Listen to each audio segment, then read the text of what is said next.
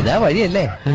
ആത്തുണ്ടായിരുന്നു പരിപാടി. അമ്പലത്തിലൊരു വഴിപാടിന്റെ കാര്യം പറഞ്ഞു. വഴിപാടായിരുന്നല്ലോ, നല്ല കാര്യമായിട്ടായിരുന്നല്ലോ. തോന്നിയസം പറയരുത്. തോന്നിയ ദിവസം കാണിച്ചിട്ട് ആ പാവം ജവാന്റെ ഫോട്ടോയില് മാലിട്ട് ചന്ദനത്തിലെത്തിക്കണോ അല്ലേ? പുരുഷേട്ടനെങ്ങാനും അറിഞ്ഞാ പിള്ളച്ചന്റെ ഫോട്ടോയില് മാലിട്ട് ചന്ദനത്തിലെത്തിക്കേണ്ടി വരും. വെടിവെച്ച് ചതറിക്കും. നാട്ടുകാരെ വിളിച്ചു കൂട്ടിട്ട് മോൻ എന്ത് കിട്ടും? എനിക്കൊന്നും കിട്ടില്ല, പിള്ളേച്ചന് കിട്ടും. നല്ല അസല പൊതുക്ക്, വലിയ നിലവിലുള്ള ആളല്ലേ, എല്ലാരും ഒന്ന് അറിയട്ടെ എന്ന്. നീ എന്റെ മാനം കളയരുത്. നിനക്ക് എന്ത് വേണേലും ഞാൻ തരാം. എന്ത് തരും? എന്ത് വേണം?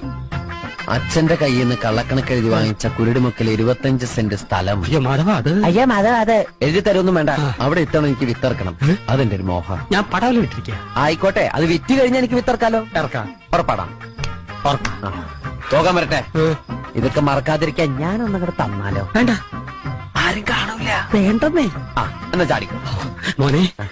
ഇന്ന് നീ അവിടെ കക്കാൻ കയറരുത്. ഇന്ന് അവിടുന്ന് എന്തെങ്കിലും പോയ നാളെ എന്റെ തലയിലാവും. ഓ, എന്നാ മറ്റന്നാളാവാം. അതിന്റെ പിറ്റേന്ന് എന്റെ തലയിലാവും. സ്ഥിരാണല്ലേ? ചാടിക്ക.